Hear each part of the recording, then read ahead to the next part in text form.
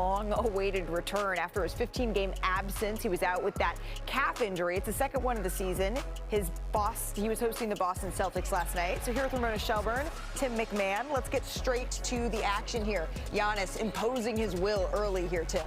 Yeah, that looks like Giannis just getting right to the rim whenever he wants. Getting to the rim exactly when you need him. There he is. 1-on-3.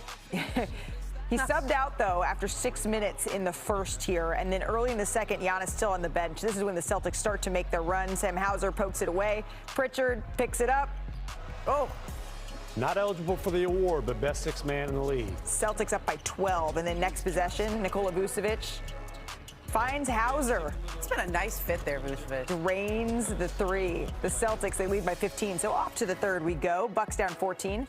A little big-to-big action here. Miles Turner finds Giannis, who stuffs it this time over 1, 2, 3. Count them. Yeah, that's 4 Celtics defenders. Still, though, it's a big lead for the Celtics. Giannis once again spins his way inside. He had 19 points, 11 rebounds. But here, you see the Celtics' depth on display. Derek White takes it the other way, gives it back here to Gonzalez. Watch him. Finds him for the nice little backdoor cut. Celtics go on to win this one 108-81. Here's Giannis on how he felt in his return. Let me be honest with you. Welcoming in our reporter who covers the Bucks for us, Jamal Collier. Jamal, you're in the Bulls arena right now, but you were in Milwaukee last night. What was the feeling around Giannis and his return here?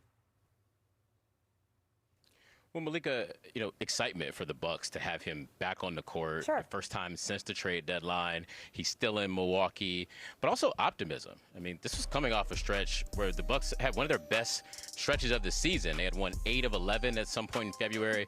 Doc Rivers said before the game that, they felt like they had turned a corner and found out how to play without Giannis. And this is a team that still is trying to chase a play-in spot in the Eastern Conference, and they're excited to get Giannis back into that mix.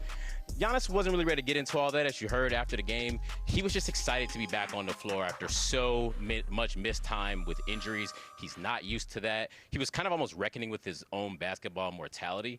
He's a guy who you tell him 4 weeks, right? He's going to be out. He's back in 2 weeks. And he thought it was going to be the same with this calf injury. And that's just not been the case. It's continued to recur and really robbed him of 29 games, the most missed time he's had at any point at his career for a season. So he was happy to be back on the floor, wasn't worried about how this Bucks season was going to end, but just to get back, get into rhythm, and to finally be able to play basketball again. Yeah, it was sort of an interesting contrast, though, Jamal. You were there listening to these players. I wasn't. But to hear Giannis say that he didn't really want to go down that road, he wanted to just focus on the fact that he was back. But then you have someone like Bobby Portis, his teammate, saying that after years of competing for a championship, to just be trying to talk about competing for a play-in, he said it felt kind of off to him. And that seems to be the story of what's happening here in Milwaukee. Jamal, we appreciate it. Thank you so very much for the time. We did only have 4 games across the association last night, but why don't we just get out and run? This is more of a sprint coast to coast. We're going to start in D.C. That's where the Rockets beat the Wizards 123-118. Houston's big three, KD, Şengün, Amen Thompson.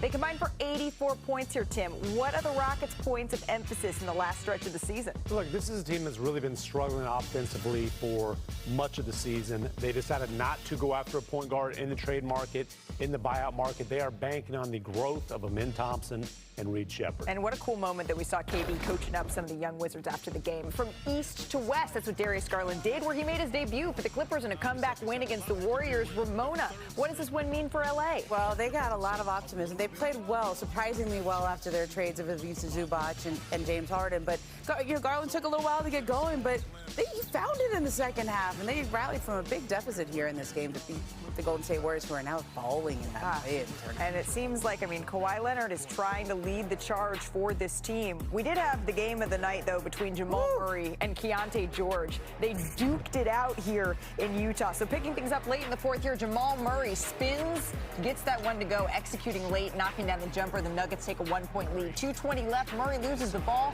Watch Kyle Filipowski here. Picks it up, full court heave to Keontae George, who throws it down. So now it's the Jazz playing that tune up by 4. A few possessions later, all knotted. Keontae George finishes that layup inside, plus the foul. It's his second game back after missing a couple weeks with that injury. And he would finish with 36 points. Next Nuggets possession here, Murray, that cold mid-range jumper. He has 43 points now, Nuggets down 1. And then Jamal working again in the final seconds here. Can't get that one to go, but a foul would be called on the jumper Elijah Harkless appears to hit him maybe on the wrist there. Oh, he definitely got it. So watch Nikola Jokic, the frustration maybe boiling over here, Tim? Yeah, there's been a whole lot of this. We saw a little fracas in OKC the other night. He's frustrated, I think, with physical play against him, and honestly, I think he's frustrated with his own play recently. So Filipowski, though, was called for a foul on that one. Will Hardy, none too pleased. Tough break for the Jazz, though. Jokic missed the free throw. Nuggets up by 1. And now Jokic saying, no, pleading his case. George can't finish the layup. The call would be overturned. The Nuggets are awarded possession. This is a last chance. Can't get it to go. Murray finished with 45 points in this one, his 9th 45 point of the game. I don't know, though. That was a tight one there for the Denver Nuggets. They did improve to 10-0 when Jamal Murray scores 40 points in his regular season career. It's the 4th time scoring 40 this season.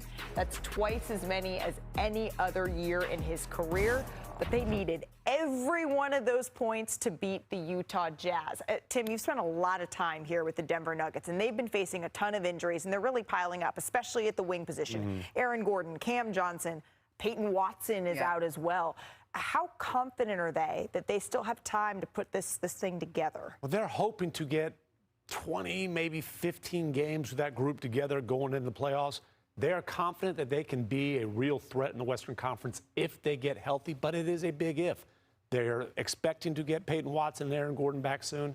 Again, though, with Gordon, they've really got to be careful. He's the difference between them being a good defensive team and a disaster on that end, but he's had so many of these soft tissue and specifically hamstring injuries. Yeah, and they're always so confident because Joker is Joker. But, somebody pointed out to me, it's a lot better than last year at this time. Last year at this time, when things were just falling off the rails, coach got fired, the GM got fired with a couple games left to go in the season, and they got it together at the end. And I think there's this confidence because of all the playoff success they've had over the years that this group has been together, that they will figure it out as long as they get healthy at the end. Yeah, but we weren't seeing this last year, and maybe the bar is low if that's what they're saying is, good news, it's not where we were last year when we had to fire a head coach. But the frustration, it seems like, and you can see it in the video, Tim, that's not usually what we're accustomed to.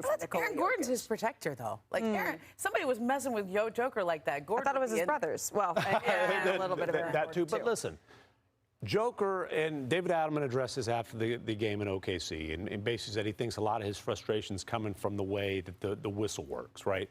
The game is officiated differently on the perimeter than it is in the paint, where Joker takes as much beating as anybody in the league. Now, Joker also dishes out a lot. Yeah. I think you saw that there. I think, if you ask OKC, they're like, hey, a lot of that wrestling, he's initiating. And again, I'm not a psychologist. Joker would never admit this. I think a lot of Joker's frustration is he's not himself. He missed that time with the knee.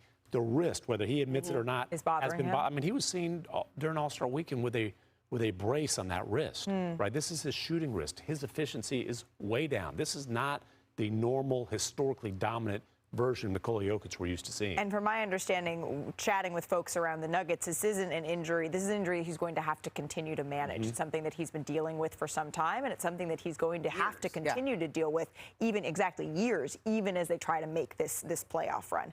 The Nuggets, they're trying to put the pieces together. We will certainly be keeping an eye on that. But we turn now to a developing story. NBA